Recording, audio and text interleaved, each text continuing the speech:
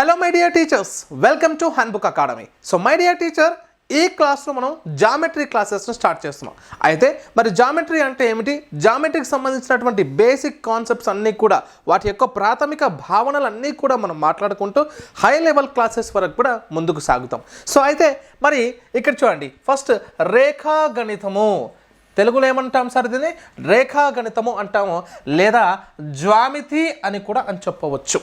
అయితే మనకు ఇంగ్లీష్లో దీన్ని ఏమంటాం సార్ అంటే జామెట్రీ అని అంటామండి. ఇంగ్లీష్లో జామెట్రీ అని అంటాం.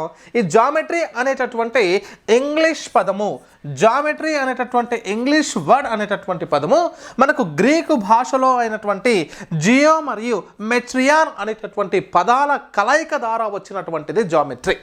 అయితే ఇక్కడ జియో అంటే అర్థం ఏంటి సార్ అంటే తెలుగులో భూమి అని అర్థము.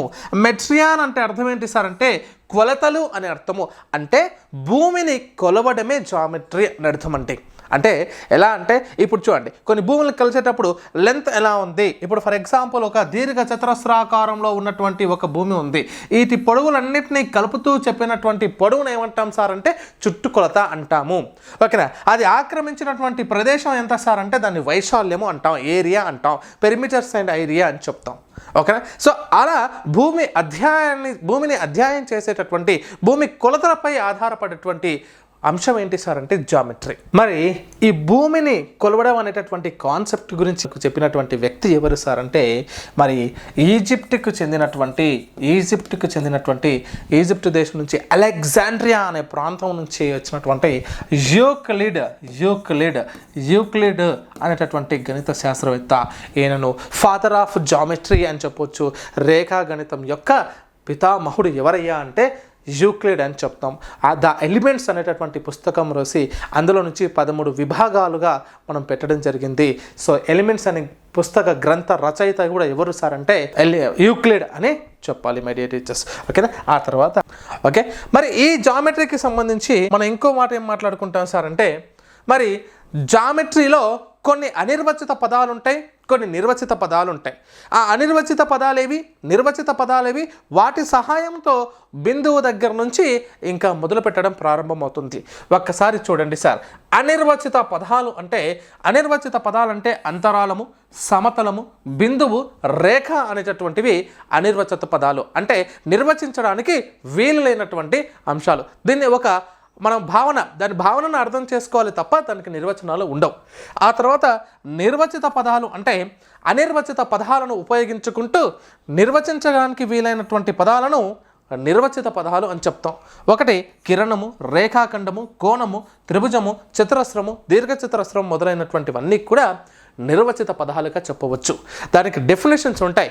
డెఫినేషన్ దేనికి లేదు సార్ అంటే అంతరాలంకి లేదు, సమతలానికి లేదు, బిందువుకి లేదు, రేఖ లేదు. మరి ఒక్కొక్క అంశం గురించి నీట్గా మాట్లాడుకుంటూ దానికి సంబంధించినటువంటి ఫుల్ డీటెయిల్స్ అనేది ఈ క్లాస్లో ప్రాథమిక జ్యామితీయ భావనలు అనేటటువంటి టాపిక్లో భాగంగా వీటి గురించి డిస్కస్ చేద్దాం. సో దీనికి నెక్స్ట్ బిందువు గురించి ఫస్ట్ మాట్లాడతాను సార్ నేను. సార్ బిందువు అంటే ఏమిటి? చూడండి, బిందువుకి ఒక నిర్వచనం అంటూ ఏమీ లేదండి. సో బిందువు అనగా ఏదైనా ఒక ప్లేన్ ప్లేస్ అనుకుందాం. ఇక్కడ చూడండి, ప్లేన్ అంటే పొడవు అంటే పైకి కిందికి మరి ఈ సైడ్స్ 4 వైపులా విస్తరించి ఉన్నటువంటి ఒక ప్రాంతాన్ని మనం సమతలంగా చెప్పుకుంటాం. మళ్ళీ మాట్లాడతాను సార్ నేను సమతలం గురించి. అయితే అందులో ఒక డాట్, ఒక చుక్క, ఒక బోర్డు పైన ఒక చుక్క, లేదా పెన్సిల్ సహాయంతో నోట్బుక్ పైన పెట్టినటువంటి ఒక చుక్క. ఓకే, ఆ తర్వాత ఒక పాయింట్గా చెప్తాం, దాన్ని ఇంగ్లీష్లో పాయింట్ అని చెప్తాం. దాన్ని మనం ఏమని చెప్తున్నాం సార్ అంటే గణిత పరిభాషలో తెలుగులో అయితే బిందువు అని చెప్తాం, ఇంగ్లీష్లో అయితే దాన్ని పాయింట్ అని చెప్తామండి. పాయింట్ అని చెప్తాం. First point. ఈ పాయింట్ని మనం ఎలా చెప్తాం సార్ అంటే ఇంగ్లీష్ క్యాపిటల్ లెటర్స్తో సూచిస్తామండి. దానికంటూ ఒక పేరు ఉండాలి కదా సార్.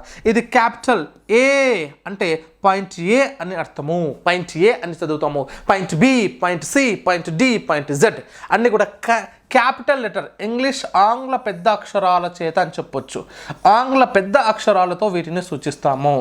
సాధారణంగా ఈ బిందువులను ఎక్కడ ఉపయోగిస్తాం సార్ అంటే సోషల్ స్టడీస్లో మ్యాప్ పాయింటింగ్ చెప్పేటప్పుడు మనకు ఒక బిందువు, ఒక భారతదేశ పటం ఉంది, అందులో తెలంగాణ మ్యాప్ ఎక్కడుంది అంటే దాని తెలంగాణ యొక్క రాజధాని హైదరాబాద్ అని పాయింట్, ఇలా పాయింట్ పెట్టి ఇది హైదరాబాద్ అని చెప్పొచ్చు, పాయింట్ పెట్టి ఇది ఆంధ్రప్రదేశ్ అని చెప్పొచ్చు, ఇది అమరావతి అని చెప్పవచ్చు. ఎస్ఆర్ నో మై డియర్ టీచర్స్. అలా ఈ ఢిల్లీ అని చూపించేటప్పుడు భారతదేశ పటంలో ఎక్కడ ఉంది అని పాయింట్ అంటే బిందువులు సోషల్ స్టడీస్లో భాగంగా చూపిస్తాం. అంటే బిందువు యొక్క భావన మీకు అర్థం కావడం కోసం చెప్తున్నాను. సో అలా బిందువులను మనం ఉపయోగిస్తాం. అయితే ఇంకో విషయం ఏంటంటే మరి బిందువుకు ఏదైనా కొలత ఉందా అంటే దీనికి ఎటువంటి కొలతలు లేవు సార్, దీనికి మితులు లేవు సార్. కొలతలు అన్నా మితులు అన్నా ఒకటే. దీనికి ఎటువంటి కొలతలు లేవు, ఎటువంటి మితులు లేవు, ఎటువంటి మెజర్మెంట్స్ లేవు. ఓకేనా. దీనికి ఎత్తు కానీ లోతు కానీ పొడవు కానీ వెడల్పు కానీ, ఓకేనా, వెడల్పు కానీ అండ్ పొడవు వెడల్పు కానీ వ్యాసార్థము కానీ ఎటువంటిది ఉండదు. అందుకే ఒక చైనాకు సంబంధించినటువంటి తత్వవేత్త బిందువుకు సంబంధించి ఒక నిర్వచనం ఏమిస్తున్నారు సార్ అంటే ఇక్కడ చాలా జాగ్రత్తగా వినాలి. ఇప్పుడు చూడండి, ఇది ఒక రేఖ అనుకుందాం సార్, ఇది ఒక రేఖ. ఓకే, ఇది ఒక రేఖ. ఓకే, దీన్ని అవిచ్ఛిన్నంగా విభజించుకుంటూ అంటే ఇలా కట్ చేస్తూ అలా వచ్చిన తర్వాత విభజించడానికి వీలు లేని అవిభాజ్యము అంటే విభజించడానికి వీలు లేకుండా ఉన్నటువంటి ఏదైతే మిగిలి ఉంటుందో ఆ అంశాన్ని ఏమని చెప్పొచ్చు సార్ అంటే బిందువు అని చెప్తారు. ఆ చెప్పినటువంటి శాస్త్రవేత్త పేరేంటి సార్ అంటే మోజీ లేదా మోహి అని కూడా అంటారు. ఈయన చైనాకు సంబంధించినటువంటి గణిత తత్వవేత్తగా చెప్తాం. ఇది బిందువు యొక్క నిర్వచనం. ఏం మాట్లాడుకున్నాం సార్? బిందువు అంటే ఒక చుక్క, ఒక కాపీలో పెట్టేటువంటి చుక్క, దాన్ని క్యాపిటల్ లెటర్స్తో సూచిస్తాం. దానికి పొడవు కానీ వెడల్పు కానీ ఎత్తు కానీ లోతు కానీ వ్యాసార్థం కానీ ఏది ఉండదు. దాన్ని 0 డైమెన్షనల్ అని చెప్పాలి. ఏమని చెప్తాం? 0D అంటే ఎటువంటి కొలతలు లేనటువంటిది అని చెప్తాం. దీన్ని చైనాకు సంబంధించినటువంటి గణిత తత్వవేత్త మోహి అనేటటువంటి పేరుతో పిలువబడే ఈ తత్వవేత్త ఏమని చెప్పాడు? ఒక రేఖను అవిచ్ఛిన్నంగా విభజించుకుంటూ పోతే విభజించడానికి వీలు లేనటువంటి అవిభాజ్య భాగాన్ని మనం బిందువు అంటామని చెప్పేసి నిర్వచించడం జరిగింది. ఇది బిందువుకు సంబంధించినటువంటి అంశం. సో బిందువు అంటే మీకు క్లారిటీ వచ్చింది. ఆ తర్వాత మై డియర్ టీచర్ రేఖ, దీన్ని సరళ రేఖ అని కూడా చెప్పవచ్చు. దీన్నే ఇంగ్లీష్లో అయితే లైన్ అని చెప్తాం, లేదా స్ట్రైట్ లైన్ అని కూడా చెప్పవచ్చు. అయితే ఇక్కడ ఈ స్ట్రైట్ లైన్ అనేటటువంటి చూడండి, ఇక్కడ ఒక పాయింట్ ఏ, ఇక్కడ పాయింట్ బి అంటే 2 బిందువులు ఉన్నప్పుడు ఒక రేఖను ఇలా గీయగలుగుతాం. 2 బిందువులు ఉన్నప్పుడు ఇలా ఒక రేఖను మనం గీయగలిగాం. ఈ రేఖ ఏదైతే ఉందో ఈ రేఖలో చూడండి రుజుమార్గంలో ఇరువైపులా కూడా విస్తరించి అనంత దూరాలకు విస్తరించబడినటువంటి ఈ రేఖను రేఖ అంటాం, సరళ రేఖ అంటాం. అయితే దీనికి 1 డైమెన్షనల్ అని చెప్పొచ్చు. అంటే ఒకే కొలత కలిగినటువంటిది. ఆ కొలత ఏది సార్ అంటే దీనికి పొడవు మాత్రమే ఉంటుంది, వెడల్పు ఉండదు, మందము ఉండదు, ఎత్తు ఉండదు, ఏది ఉండదు. జస్ట్ పొడవు మాత్రమే ఉంటుంది. ఇది 1 డైమెన్షనల్ ఫిగర్ అని చెప్పవచ్చు. ఇది ఒక రేఖ, ఒక సరళ రేఖ. ఓకేనా మై డియర్ టీచర్స్. అయితే మరి ఈ సరళ రేఖకు సంబంధించినటువంటి కాన్సెప్ట్ చాలా మంచిగా మాట్లాడుకోవచ్చు. మరి ఇక్కడ ఈ సరళ రేఖలో ఎన్ని బిందువులు ఉన్నాయి సార్ అని మీకు డౌట్ వస్తే ఈ సరళ రేఖలో చూడండి ఇక్కడొక బిందువు ఉంటుంది, ఇక్కడొక బిందువు ఉంటుంది. ఇక అనంతమైనటువంటి బిందువుల సముదాయాన్నే సరళ రేఖ అని కూడా చెప్పవచ్చు. ఎందుకంటే ఇప్పుడు ఒక పాయింట్ ఉంది, ఇదొక పాయింట్ ఉంది, ఇలా పాయింట్స్ చాలా ఉన్నాయి. ఆ పాయింట్స్ అన్నీ కలపొచ్చు, ఇంకా పాయింట్స్ మధ్యలో ఉంటాయి. అలా అనంతమైనటువంటి బిందువుల సముదాయాన్నే సరళ రేఖగా చెప్పవచ్చు. అయితే మరి ఆ బిందువులు ఏవైతే ఆ ఒకే రేఖ పైన ఉన్నాయో ఆ బిందువులను ఏమంటాం సార్ అంటే మనం సరేఖీయ బిందువులు అంటాం. ఏమనాలి? ఆ బిందువులను ఏమనాలి? ఒక అనంతమైనటువంటి బిందువులు ఉన్నాయనుకుందాం. ఇక్కడ ఏ, బి, సి, డి, ఈ, F, G, H, I, J, K, L ఇలా చాలా ఉన్నాయి. ఈ అన్ని బిందువులను కలిపి ఏమనాలి సార్ అంటే సరేఖీయ బిందువులు అనాలి. ఏమనాలి? సరేఖీయ బిందువులు. సో ఇప్పుడు ఆ కాన్సెప్ట్ మాట్లాడతాం సార్. మరి సరేఖీయ బిందువులు అంటే అర్థం ఏమిటి? ఒకే రేఖ పైన ఉన్నటువంటి బిందువులన్నింటినీ సరేఖీయ రేఖలు అంటారు, సరేఖీయ బిందువులు అంటాం. మరి ఒకే రేఖ పైన లేనటువంటి బిందువులు అంటే ఇలా ఉంటాయి, వాటిని ఏమంటాం సార్ అంటే ఇది ఒకే రేఖ పైన ఉండవు, ఇక్కడ ఒక రేఖ ఉంది, ఇక్కడ ఒక రేఖ ఉంది, ఇక్కడ ఒక రేఖ, దాన్ని ఏమంటాం అంటే సరేఖీయాలు కాని బిందువులుగా చెప్తాం. సో దాని గురించి డిస్కస్ చేద్దాం. సరేఖీయ బిందువులు అంటే ఒక రేఖ పైన అనేకమైనటువంటి బిందువుల సముదాయం ఉంటుంది ఒక రేఖ, అలా ఆ రేఖ పైన ఉన్నటువంటి అన్ని బిందువులను ఏమనాలి సార్ అంటే సరేఖీయ బిందువులు అంటారు, సరేఖీయ బిందువులు అంటారు. ఓకేనా? దీన్ని ఏమనాలి? సరేఖీయ బిందువులు అని అంటాము. ఓకేనా? దీన్ని ఇంగ్లీష్లో కొలీనియర్ పాయింట్స్ అని అనాలి. ఏమనాలండి? కొలీనియర్ పాయింట్స్ అని అంటాము, కొలీనియర్ పాయింట్స్ అని అంటాం. మరి కొలీనియర్ పాయింట్స్ ద్వారా ఒక కాన్సెప్ట్ పైన మనకు ఎగ్జామ్స్లో బిట్టు రావడానికి అవకాశం ఉంది. ఎలా అడుగుతాడు సార్ అంటే ఇప్పుడు ఇవి సరేఖీయ బిందువులు. మరి సరేఖీయ కాని బిందువులు అంటే ఏమిటి? ఒకే రేఖ పైన ఉండవు, అక్కడక్కడ అలా ఉంటాయి, ఇలా ఉంటాయి. వాటి చేత మనం రేఖలను ఇలా ఏర్పరుస్తూ వెళ్తాం. సో మనం ఎన్నైనా ఏర్పరచవచ్చు. మళ్ళీ ఇలా ఏర్పరిచినట్లయితే ఆయన ఏమంటున్నాడు సార్ అంటే క్వశ్చన్లో ఒక కాన్సెప్ట్ చెప్తాడు. ఏంటిది అది అంటే ఇక్కడ చూడండి, సరేఖీయాలు కాని n బిందువుల ద్వారా, సరేఖీయాలు కానటువంటి n బిందువుల గుండా గీయగల రేఖల సంఖ్య అంటాడు సార్. ఆ గీయగల రేఖల సంఖ్య ఎంత సార్ అంటే n(n-1/2)గా చెప్తాం. దీన్ని NC2గా చెప్పవచ్చు, NC2గా చెప్పవచ్చు. NC2 అంటే అర్థం ఏంటి సార్ అంటే n(n-1/2). ఇప్పుడు ఎగ్జాంపుల్గా మీకు ఫర్ ఎగ్జాంపుల్గా నీట్గా మాట్లాడుకుంటూ పోదాం సార్. ఇక్కడ ఇప్పుడు నేను ఒక మాట చెప్తాను చూడండి, 4 బిందువులు ఉన్నాయి. ఓకేనా? లేదా 3 బిందువులు తీసుకుందాం చిన్నగా.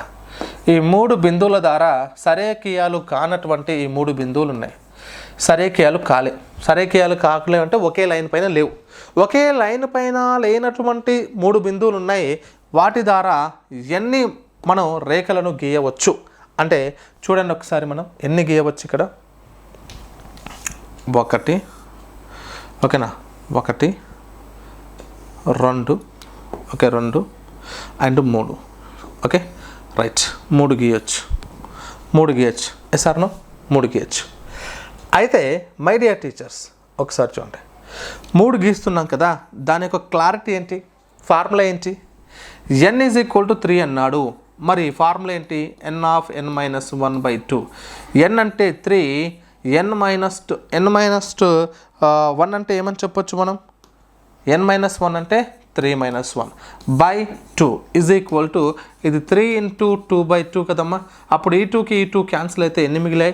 3. అంటే అయ్యా 3 లైన్లు గీయవచ్చు, 3 రేఖల్ని గీయవచ్చు. క్లారిటీ. ఓకే, ఇప్పుడు ఇంకో క్వశ్చన్ అమ్మా చూడండి. అదే n ఫర్ ఎగ్జాంపుల్ 5 అయింది అనుకోండి. మరి సార్ 5 రేఖలు, ఇక ఇక్కడ ఒక బిందువు ఉండి పాయింట్, ఇక్కడ ఒక పాయింట్ ఉంది, ఇక్కడ ఒక పాయింట్ ఉంది, ఇక్కడ ఒక పాయింట్ ఉంది, ఇక్కడ ఒక పాయింట్ ఉంది అనుకుందాం. రైట్, ఇప్పుడు నేను వీటి ద్వారా రేఖల్ని గీయాలి. ఫస్ట్ ఎలా గీస్తాను చూడండి. ఫస్ట్ రెడ్ తీసుకుంటున్నాను, 1, ఇట్లా 1 వచ్చింది. తర్వాత జస్ట్ వెయిట్ అమ్మా, ఇలా 1 వచ్చింది. తర్వాత 2, 3, 4, ఆ తర్వాత 5, ఇలా 5 రేఖల్ని గీసా ఫస్ట్. ఆ తర్వాత చూడమ్మా, నెక్స్ట్ ఇక్కడ నుంచి తీసుకుంటాను. ఇది ఏ అనుకుందాం, ఇది బి అనుకుందాం, ఇది సి అనుకుందాం, ఇది డి అనుకుందాం, ఇది ఈ అనుకుందాం. ఏ నుంచి మొదలుపెట్టి బి వరకు వచ్చేసింది. తర్వాత A to C 1 గీసా, తర్వాత A to D 1 గీసా, A to E వచ్చింది. మొత్తం ఎన్నైనాయి? ఫస్ట్ 5, ఆ తర్వాత 2, 7 అయినాయి. ఇప్పుడు ఇంకోటి ఏం చేస్తున్నాం సార్ అంటే చూడండి ఒకసారి, బి నుంచి స్టార్ట్ చేస్తా. B to A వచ్చింది, B to C వచ్చింది, B to D 1, B to E 1, B to E 1, B to A వచ్చేసింది. B నుంచి అయిపోయినాయి అంటే 2 గీసా, ఇంకా 2 గీసా. ఆ తర్వాత మై డియర్ టీచర్స్ ఓకేనా, ఆ తర్వాత చూడండి నెక్స్ట్ సి నుంచి సికు ఏ ఉంది, సికు బి ఉంది, సికు డి ఉంది, సికు ఈ లేదు. సి నుంచి ఈకి 1 గీసా. ఇంకేదైనా డి నుంచి డీకు ఏ వచ్చింది, బి వచ్చింది, సి వచ్చింది, డి వచ్చింది. ఈ నుంచి చూసుకుంటే ఏకి వచ్చింది, బికి వచ్చింది, సికి వచ్చింది, డికి వచ్చింది. ఇంక అన్నీ అయిపోయినాయి కదా. ఇప్పుడు టోటల్గా ఎన్ని గీసాం సార్ అంటే 10 అని ఉంది. కానీ మనం ఇలా డ్రా చేసుకుంటూ కూర్చోగలమా టీచర్స్? లేదు. కాబట్టి దానికే మనం ఏం చెప్పొచ్చు, ఇక్కడ NC2లో భాగంగా ఇది 5C2 అని చెప్పొచ్చు. అవునా? 5C2 అంటే 5 ఇంటూ 1 తక్కువ by 4, 5 into 4 by 2, 5 into 4 by 2, n into n-1, n-1 అంటే 4, 2 1 జా, 2 2 జా, 5 2 జా 10. ఇగో 10 రేఖల్ని గీయగలిగా మనం క్లియర్గా చెప్పవచ్చు. ఎస్ మై డియర్ టీచర్స్, ఇలా మనం మాట్లాడుకుంటాం. ఓకే, సరేకియాలు కానటువంటి 5 బిందువుల చేత మనం గీయగల రేఖల సంఖ్య ఎంత సార్ అంటే 10. ఇంకొక క్వశ్చన్ చేయండి మై డియర్ టీచర్. ఇంకో క్వశ్చన్, అదే క్వశ్చన్ ఇలా రాస్తున్నాడు. సరేకియాలు కానీ 15 బిందువుల ద్వారా గీయగల రేఖల సంఖ్య. మరి ఇవి ఎలా గీయాలి సార్? ఇది ఎలా గీయాలి? సేమ్ ఇంకా ఎక్కువ ఆలోచించొద్దు. మనకు తెలుసు సార్, n-1/2 తెలుసు కదా. 15 1 తక్కువ, ఇక్కడ ఏమని చెప్పొచ్చు, 15 1 తక్కువ 14 బై 2 2 1 జా, 2 7 జా, 15 7 జా 105, 105 గీయొచ్చు. ఒకసారి మై డియర్ టీచర్స్, 15 7 జా 105 మనం రేఖలను గీయవచ్చు. కానీ మనం 15 బిందువులు తీసుకొని ఇన్ని రేఖలను గీచుకుంటూ ఎగ్జామ్లో కూర్చోగలమా? Not possible. కాబట్టి ఈ రకంగా మనం మాట్లాడుకుంటాం. ఇంకొక ప్రశ్న ఇది చూడండి సార్. 20 బిందువులు ఇచ్చి సరేకియాలు కానటువంటి 20 బిందువుల ద్వారా మనం ఎన్ని రేఖలను గీయవచ్చు అంటే మీకు తెలుసు. సో 20 ఇంటూ n-1 19 బై 2, 2 1 జా, 2 10 జా ఈజ్ ఈక్వల్ టు 190, 190 రేఖలను మనం గీయవచ్చు. ఇలా మనం సులభంగా చెప్తాం. అయితే ఇప్పుడు నేను ఇంకో మాట ఏం మాట్లాడుతున్నాను సార్ మై డియర్ టీచర్ అంటే ఇక్కడ చూడండి ఒకసారి. మనకి ఇలా అయిన తర్వాత మనకి ఎగ్జామ్ పాయింట్ ఆఫ్ వ్యూలో మేబీ ఛాన్స్ ఇస్ దేర్, ఇలా కూడా అడిగితే ఏం చేస్తాం? సో ఇలా అడుగుతాడు. ఏమని అడుగుతున్నాడు సార్ ఇక్కడ అంటే చూడండి, ఏమని అడుగుతున్నాడంటే సరేకియాలు కానీ n బిందువులు అయితే వాటిలో m బిందువులు కనుక సరేకియాలు అయితే వాటి గుండా గీయగల రేఖల సంఖ్య. అంటే మనకు డైరెక్ట్గా ఒక 5 బిందువులు సరేకియాలు కావు, 10 బిందువులు సరేకియాలు కావంటే ఏం చేసాం, n-1/2 అని చేసాం. కానీ కొన్ని బిందువులు ఉన్నాయంట. ఉదాహరణకు 10 బిందువులు ఉన్నాయి, అందులో 3 బిందువులు ఇవేమో సరేకియాలు కాని 10 బిందువులు ఉంటే అందులో 3 బిందువులు సరేకియాలు అయితే మరి వాటికి గీయగల రేఖల సంఖ్య ఎంత అంటే n-1/2 మైనస్ m-1/2 ప్లస్ 1 అనేటటువంటి సూత్రం. అంటే n మొత్తంలో m అనేటటువంటి సరేకియాలు అయినప్పుడు. బట్ నేనేం చేస్తాను, సులభంగా మీకు ఎక్స్ప్లెయిన్ చేయడానికి ప్రయత్నం చేస్తాను. చూడండి ఎలా మనం చేస్తాం సులభంగా. ఇప్పుడు ఉదాహరణకు మన దగ్గర 5 బిందువులు ఉన్నాయి సార్, 5 బిందువులు ఉన్నాయి. ఓకే, సో ఈ 5 బిందువులలో 2 బిందువులు సరేకియాలు అనుకుందాం. 2 బిందువులు సరేకియాలు అయితే మనం అందులో గీయగల రేఖల సంఖ్య ఎంత? ఎలా చేస్తాం మనకు తెలుసు, n-1/2 మైనస్ m-1/2 ప్లస్ 1 చేయాలి. చూడండి ఇప్పుడు ఇక్కడ 5C2 మైనస్ 2C2 ప్లస్ 1 అంటే ఇక్కడ ఏం చెప్పొచ్చు, 5C2 అంటే 5 ఇంటూ 4/2 మైనస్ 2 ఇంటూ 1/2 ప్లస్ 1 అయినా 2C2 అంటే డైరెక్ట్ 1 అని కూడా చెప్పొచ్చు. ఇక్కడ 2 1 జా 2 2 జా 2 1 జా 2 2 జా 5 4 జా 10 మైనస్ 1 ఇక్కడ plus 1 -1 plus 1 cancel is equal to 10 వస్తాయి. సో 10 మనం రేఖలను గీయవచ్చు. సరే, ఇంకొక కాన్సెప్ట్ ఫర్ ఎగ్జాంపుల్గా ఇక్కడ 16 బిందువులు ఉన్నాయి. సరేకియాలు కానీ 16 బిందువులు ఉన్నాయి అనుకుందాం. 16 బిందువులు, ఓకే, 16 బిందువులు ఉన్నాయి. ఈ 16 బిందువులలో 5 బిందువులు కనుక సరేఖీయాలైతే 5 బిందువులు కనుక సరేఖీయాలైతే వాటి ద్వారా ఎన్ని రేఖలను గీయవచ్చు అంటే మనం ఏం చేస్తాం సార్ 16 × 15/2 డైరెక్ట్లీగా మైనస్ 5 అంటున్నాను కాబట్టి 5 × 4/2 +1 n of n - 1/2 minus m of m - 1/2 +1 అప్పుడు ఇక్కడ 2 1 జా 2 8 జా సో 15 8 జా 120 సో 120 మైనస్ 2 1 జా 2 2 జా 10 + 1 ఇప్పుడు ఇవి రెండు కలపండి 121 - 10 = 111 సో ఎన్ని గీయవచ్చు సార్ అంటే 111 రేఖలను మనం ఇక్కడ గీయవచ్చు ఓకేనా మై డియర్ టీచర్స్ ఈ రకంగా మాట్లాడుకుంటాం సో మనకు రెండు కాన్సెప్ట్స్ వచ్చాయి కేవలము n బిందువులు కనుక సరేఖీయాలు కాకపోతే n of n - 1/2గా చేస్తాం కొన్ని బిందువులు n బిందువులు ఇచ్చి అందులో m బిందువులు కనుక సరేఖీయాలు అయినప్పుడు వాటి యొక్క రేఖలను గీసడానికి formula n of n - 1/2/2 n of n - 1/2 minus m of m - 1/2 +1 అనేటటువంటి కాన్సెప్ట్ ద్వారా మనం మాట్లాడుకుంటాం అయితే ఇప్పుడు ఇంకొక క్వశ్చన్ చూడండి నేను ఒక క్వశ్చన్ చెప్తాను 1000 బిందువులు కనుక 1000 బిందువులు సరేఖీయాలైతే వాటి ద్వారా గీయగల రేఖల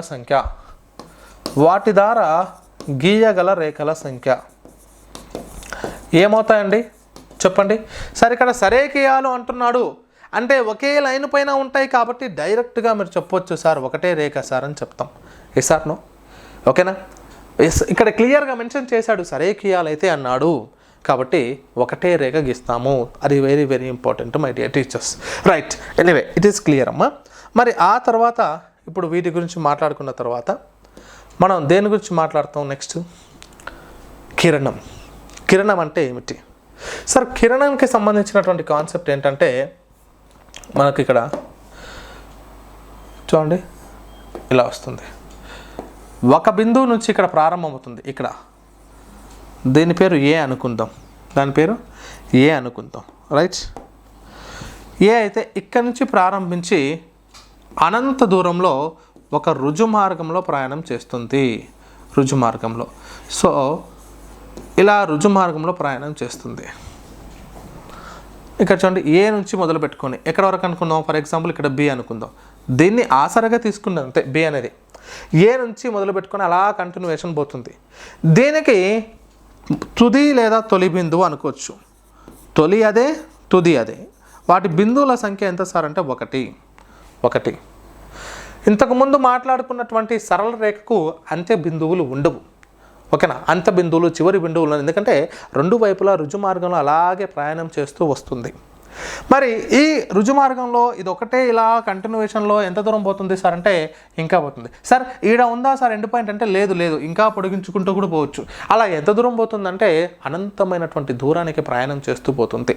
అయితే ఇది ఒక బిందువు మాత్రం ఇక్కడ ఉంటుందని చెప్పొచ్చు ఓకే ఇది కిరణానికి సంబంధించినటువంటి కాన్సెప్ట్ రుజు మార్గంలో ఎగ్జాంపుల్గా ఏం చెప్తాం మనం టెక్స్ట్ బుక్లో బ్యాటరీ ఉంది కదండి బ్యాటరీ మనం ఆన్ చేసినప్పుడు ఇక్కడ నుంచి మొదలు పెట్టుకొని అనంత దూరం వరకు ముందుకు సాగుతూ పోతుంది సో దాన్ని ఏమని చెప్పొచ్చు సార్ అంటే ఎగ్జాంపుల్గా తీసుకోవచ్చు రైట్ ఇది మనం కిరణానికి సంబంధించినటువంటి కాన్సెప్ట్ ఇందులో ఇంకోటి ఏమని చెప్పొచ్చు సార్ అంటే కిరణంలో మనం దీన్ని షార్ట్కట్గా ఇలా చూపవచ్చు దాని అర్థం ఏంటి సార్ అంటే ఇది కిరణం అనే అర్థం అవుతుంది ఏబి కిరణము అని అర్థం మరి ఇది మై డియర్ టీచర్స్ మరి బిఏ అనేటటువంటి కిరణం అని చెప్పవచ్చా అంటే ఇది నాట్ ఈక్వల్ అవుతుంది సార్ ఏబి అనే కిరణం బిఏ కిరణం అంటే అది రెండు కూడా సమానం కావు అది కరెక్ట్ కాదు రైట్ ఇది కిరణంకి సంబంధించి నెక్స్ట్ రేఖాఖండము అంటే దీన్నే ఇంగ్లీష్లో కిరణానికి ఏం పేరు పెడతామంటే రే అని చెప్తామండి రే అని చెప్తాం ఓకే దీనికి లైన్ సెగ్మెంట్ అని చెప్తాం ఏమని చెప్పాలి లైన్ సెగ్మెంట్ అని చెప్తాం లైన్ సెగ్మెంట్ ఇది రేఖాఖండంలో ఇక్కడ చూడండి ఇది ఫస్ట్ మనం మాట్లాడుకున్నటువంటి ఒక బిందువు పేరు ఏ ఇంకొక బిందువు ఉంది దీని పేరు బి ఈ రెండు బిందువులను ఇలా కలపగా వచ్చినటువంటిది ఓకే ఏదైతే ఏర్పడిందో సార్ అలానే ఎందుకు కలపాలి నేను ఇలా ఉంది నేను ఇలా కలుపుతా అనుకోండి, ఇలా కలుపుతా. మరి రెండు అంత్య బిందువులను కలిగినటువంటిది అని చెప్తున్నాం కదా, మరి అలా కలపొచ్చా? అది కూడా రేఖాఖండం అని పిలువబడుతుందా అంటే కాదు సార్. ఎందుకే ఏమంటాడంటే ఇది ఒక స్ట్రేట్ లైన్గా ఫామ్ కావాలి, ఒక స్ట్రేట్గా ఫామ్ కావాలి, ఒక రుజు మార్గంలో ప్రయాణం చేయాలి. రుజు మార్గం అనేది తప్పనిసరిగా ఉండాలి. ఇలా ఉంటుంది. ఇక్కడ నుంచి ఇలా కరెక్ట్గా రుజు మార్గంలో ఆ రెండింటి మధ్య స్ట్రేట్గా ఫాలో అప్ చేస్తూ ఉంటే దాన్ని మనం ఏమని చెప్పొచ్చు సార్ అంటే రేఖాఖండముగా చెప్పొచ్చు. అయితే మరి ఇంతకుముందు మాట్లాడుకున్నటువంటి ఈ కిరణం కావచ్చు, మరియు ఇప్పుడు మాట్లాడుకుంటున్నటువంటి రేఖాఖండం కావచ్చు, ఇవి కూడా 1 డైమెన్షనల్ ఫిగర్సే. ఒకటే కొలత ఉంటుంది, అది పొడవు మాత్రమే. మనం కొంచెం చాలా నీట్గా ఇలా రాసేసుకుంటాం అంతే. సో మనం కనబడాలి కాబట్టి పెన్ థిక్నెస్ పెంచాము, అలా అయినంత మాత్రాన దానికి వెడల్పు కానీ ఇంకోటి కానీ ఉండడం అనేది లేదు. దానికి కూడా సింగిల్ డైమెన్షన్, అది కూడా పొడవు మాత్రమే ఉంటుంది. ఒక బిందువుకు ఎటువంటి కొలతలు ఉండవు. రేఖా కిరణం కావచ్చు, రేఖాఖండం కావచ్చు, సరళ రేఖ కావచ్చు, ఇది కేవలం 1 డైమెన్షనల్ ఫిగర్స్ మాత్రమే అన్న విషయాన్ని గుర్తుపెట్టుకోవాలి. అయితే ఇక్కడ ఇంకో విషయం ఏంటంటే దీని యొక్క అంత్య బిందువుల సంఖ్య సో చిట్ట చివరిగా ఉన్నటువంటి బిందువుల సంఖ్య ఎంత సార్ అంటే 2 అని చెప్పాలి. అయితే ఇంకో విషయం ఏంటంటే మరి అంత్య బిందువుల సంఖ్య 2, మరి దాని లోపల ఉన్నటువంటి బిందువుల సంఖ్య ఎంత అంటే అనంతము. అంటే రేఖాఖండంలో లోపల ఉండేటటువంటి బిందువులు అన్ని బిందువులు ఉంటాయి, కానీ దీనికి ఎండ్ పాయింట్ ఉంటుంది. ఓకేనా? అది అంత్య బిందువుల సంఖ్య ఎంత అంటే 2గా చెప్పవచ్చు. అయితే ఇంకో విషయం ఏంటంటే ఇది మెజూరబుల్, ఇది కొలవవచ్చు. దీన్ని కొలవవచ్చు, ఎంత ఉంది అని కొలవవచ్చు. ఇది ఎంత సెంటీమీటర్లు ఉన్నాయి, ఎన్ని సెంటీమీటర్లు ఉన్నాయి అని చెప్పేసి మనం కొలవవచ్చు. ఇది కొలవదగ్గది. ఓకేనా? దీన్ని మెజర్ చేయవచ్చు అని చెప్పొచ్చు. అయితే మరి ఈ మెజర్ చేయొచ్చు అనేటటువంటి కాన్సెప్ట్ బేస్ చేసుకొని మనం ఒక మాట మాట్లాడుకోవచ్చు. ఏంది సార్ అదంటే, సరే ఇది ఇప్పుడు ఒక రేఖాఖండం ఉంది సార్. ఓకేనా? ఇప్పుడు ఒక రేఖాఖండం ఇలా ఉంది. సో ఇది ఒక రేఖాఖండం, దీని పేరు ఏ అనుకున్నాం, దీని పేరు బి అనుకున్నాం. దీన్ని కొలవడానికి మనం రెండింటిని ఉపయోగించవచ్చు. ఒకటి స్కేల్ కొలబద్దను ఉపయోగించవచ్చు, 2 విభాగినిని ఉపయోగించవచ్చు. మరి ఈ రెండిట్లో దేన్ని ఎక్కువగా వాడచ్చు? అక్యురసీగా, పర్ఫెక్ట్గా ఆ రేఖాఖండం యొక్క కొలతను మనం చెప్పడానికి ఉపయోగించేటటువంటి ఏది సార్? ఖచ్చితమైనటువంటి కొలత దేని ద్వారా చెప్పొచ్చు? ఖచ్చితంగా కొలుస్తుంది అని దేని ద్వారా చెప్పొచ్చు సార్ అంటే అందరూ స్కేల్ అనుకుంటాము, కానీ విభాగిని ద్వారా చెప్పవచ్చు. ఓకేనా? సో మీ అందరికీ తెలుసు విభాగిని యొక్క ఎలా ఉంటుందో. ఓకేనా? రైట్, ఒక్క నిమిషం అండి, నేను చూపిస్తాను. ఓకేనా? సో విభాగిని ద్వారా మనం ఖచ్చితంగా మనం చెప్పవచ్చు. అయితే మై డియర్ టీచర్ ఇక్కడ ఏం చెప్తున్నాం సార్ అంటే మరి స్కేలు, ఇది విభాగిని, ఈ రెండింటిలో ఏది ఈ రేఖాఖండాన్ని ఖచ్చితంగా పూర్తి సంపూర్ణమైనటువంటి కరెక్ట్ కొలతగా కొలవగలిగేది ఏది సార్ అంటే మనం ఇది చెప్తాం. అయితే మరి ఈ స్కేల్ ద్వారా కనుక కొలిచినప్పుడు మనం ఇటు నుంచి చూడడం కానీ ఉన్నప్పుడు కొంచెం దోషం అనేది ఏర్పడుతుంది. కాబట్టి ఆ దోషాన్ని చెప్పొచ్చు సార్ అంటే పారాలాక్స్ దోషం అని చెప్పొచ్చు. అక్కడ మనకు దృష్టి దోషం అనేటటువంటిది ఏర్పడుతుంది. దాన్ని ఏమని చెప్పొచ్చు సార్ అంటే పారాలాక్స్ దోషం అని చెప్పవచ్చు మై డియర్ టీచర్స్. ఓకేనా? సో ఇలా మన రేఖాఖండానికి సంబంధించి మాట్లాడుకున్నాం. అయితే ఏమేమి మాట్లాడుకున్నాం అనేది ఒక్కసారి మనం గుర్తు చేసుకుంటే ఫస్ట్ బిందువుకు సంబంధించి మాట్లాడుకున్నాం. బిందువుకు ఎటువంటి కొలతలు ఉండవు. బిందువులు అంటే 0 డైమెన్షనల్ ఫిగర్ అని చెప్పొచ్చు. ఆ తర్వాత రేఖకు సంబంధించి కానీ, కిరణము కానీ, ఆ తర్వాత మరి సరళ రేఖ కావచ్చు. ఓకేనా? రేఖాఖండం కదా, రేఖాఖండం తీసుకున్నట్లయితే ఇక్కడ ఈ 3 కూడా 1 డైమెన్షనల్ ఫిగర్గా చెప్పవచ్చు. 1 డైమెన్షనల్ ఫిగర్గా చూడండి. ఒక బిందువును తీసుకున్నాను, మరొక బిందువుని తీసుకున్నాను, ఈ రెండింటిని కలపడం చేత రేఖాఖండం వచ్చింది. 2 అంత బిందువులు ఉంది. దీన్ని ఒకవైపు నేను పొడిగించడం చేత రేఖా కిరణం ఏర్పడింది, 2 వైపులా పొడిగించడం చేత సరళ రేఖ ఏర్పడింది. అంటే సరళ రేఖలో బిందువులు ఒక భాగమే, సరళ రేఖలో రేఖాఖండం ఒక భాగమే, సరళ రేఖలో రేఖా కిరణం కూడా ఒక భాగమే అని చెప్పవచ్చు. ఓకేనా మై డియర్ టీచర్స్? సో ఈ పాయింట్స్ తర్వాత మరి ఇంకా ముఖ్యమైనటువంటి ఒక టాపిక్ మాట్లాడుకుంటాం, అదే సమతలము. మరి సమతలము అంటే ఏమిటి? సమతలము అంటే పొడవు వెడల్పు కలిగినటువంటిది. పొడవు మరియు వెడల్పు, పొడవు అండ్ వెడల్పు. సో ఇక్కడ రెండు వైపులా, సో పైకి కిందికి ఇట్లా కానీ పొడవు మరియు వెడల్పు ఇక్కడ 4 వైపులా విస్తరించి ఉన్నటువంటి ఒక ఒక చదునైనటువంటి ప్రదేశాన్ని ఏమని చెప్పొచ్చు సార్ అంటే సమతలము అని చెప్పొచ్చు. దీన్నే ప్లేన్ అని చెప్తామండి ఇంగ్లీష్లో. అయితే మై డియర్ టీచర్, ఇక్కడ ఈ సమతలంలో ఏమేమి ఉంటాయి సార్ అంటే మనకు రేఖలు ఉంటాయి, బిందువులు ఉంటాయి, ఆ తర్వాత మరియు రేఖలు ఉంటాయి. ఓకేనా? ఇవన్నీ కూడా రెండు వైపులు ఇక్కడ బిందువులు ఉంటాయి, రేఖలు ఉంటాయి. ఆ బిందువుల రేఖల సముదాయంగా కూడా చెప్పవచ్చు. అనేకమైనటువంటి బిందువులు ఈ సమతలంలో ఉంటాయి, చాలా అంటే చాలా. ఎగ్జాంపుల్ చెప్పాలంటే సమతలానికి థర్మాకోల్ షీట్ ఉంటుంది చూడండి. ఆ థర్మాకోల్ షీట్ అనేది ఒక సమతలం చూస్తే అందులో ఏవైతే డాట్ చిన్న చిన్న బెలూన్స్ బాల్స్ ఉంటాయి చూడండి. ఆ బాల్స్ ఎలాగైతే ఉంటాయో ఒక సమతలంలో బిందువులు కూడా అలాగే ఉంటాయి అన్న విషయం గమనించాలి. ఇప్పుడు ఇక్కడ చూసుకున్నట్లయితే మై డియర్ టీచర్, ఈ సమతలంలో ఉన్నటువంటి 2 బిందువులు ఉన్నాయి. వీటిని బిందువులు అంటాం. ఈ బిందువుల ద్వారా కలపబడేటువంటివి రేఖ, సరళ రేఖ వస్తుంది. దీంట్లో ఇది ఒక కిరణం అవుతుంది, ఇది ఒక రేఖా ఖండం అవుతుంది. ఓకేనా? ఇలా మాట్లాడుకున్నాం. ఇంతకు ముందు మాట్లాడుకున్నటువంటివన్నీ కూడా ఈ సమతలంలో నుంచి ఉన్నటువంటివే. ఓకేనా? అయితే ఇక్కడ ఈ సమతలంలో ఉన్నటువంటి అన్ని బిందువుల సముదాయాలను, అన్ని బిందువులను ఏమంటారు సార్ అంటే సతలీయ బిందువులు అంటారు. ఏమనాలి? సతలీయ బిందువులు అని అంటాము. సతలీయ బిందువులు అని అంటాం. అయితే ఇందులో ఉన్నటువంటి రేఖలు ఏవైతే ఉంటాయో ఆ రేఖలను ఏమంటాం అంటే సతలీయ రేఖలు అని అంటారు. ఇందులో ఈ సమతలంలో లేనటువంటి సమతలంలో లేనటువంటి బిందువులను అతలీయ బిందువులని, సమతలంలో లేనటువంటి రేఖలను అతలీయ రేఖలు అని అంటాం మై డియర్ టీచర్. అయితే ఇంకొక కాన్సెప్ట్ ఏం మాట్లాడుకోవచ్చు సార్ అంటే ఇక్కడ మరి అంతరాళం అయితే ఏదైతే ఉందో ఈ అంతరాళంలో ఈ సమతలం అనేటటువంటిది మనకు 2D అని చెప్పొచ్చు. 2 డైమెన్షనల్, 0 డైమెన్షనల్ మాట్లాడడం, 1 డైమెన్షనల్ మాట్లాడడం. ఇది 2 డైమెన్షనల్, 2 కొలతలు ఉంటాయి, పొడవు మరియు వెడల్పు. మరి ఆ తర్వాత అంతరాళానికి సంబంధించి ఇది 3 డైమెన్షనల్ ఫిగర్. 3 డైమెన్షనల్ అంటే ఇందులో పొడవు ఉంటుంది, వెడల్పు ఉంటుంది. ఓకేనా?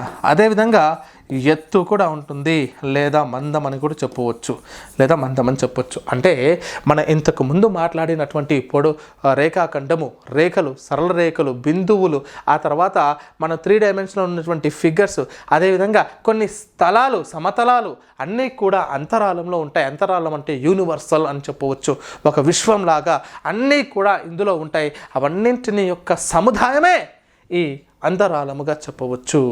ఓకేనా మై డియర్ టీచర్స్? ఇది అంతరాళానికి సంబంధించిన కాన్సెప్ట్. అయితే మరి ఇప్పటి వరకు మనం మాట్లాడుకున్నటువంటి అన్నీ కూడా మనం ఏమని చెప్తున్నామంటే, మరి దీని తర్వాత ఇప్పుడు ఏవైతే మాట్లాడుకున్నామో బేసిక్ జామెట్రికల్ ఐడియాస్, ప్రాథమిక జామితీయ భావనల కాన్సెప్ట్ ఏదైతే ఉందో, ఆ తర్వాత నెక్స్ట్ కాన్సెప్ట్ ఏం చెప్తామంటే ఆపాత ధర్మము. సో ఆపాత ధర్మం అంటే ఏమిటి? ఆ రేఖలకు, బిందువులకు మధ్య ఉన్నటువంటి సంబంధాన్ని తెలియచేసేటటువంటి ధర్మాన్నే మరి ఆపాత ధర్మం అంటాం. దానికి సంబంధించినటువంటి బేసిక్ కాన్సెప్ట్ ఏంటి, ఆ తర్వాత వక్రం అంటే ఏమిటి, వాటికి సంబంధించిన పూర్తి కాన్సెప్ట్ నెక్స్ట్ క్లాస్లో డిస్కస్ చేద్దాం.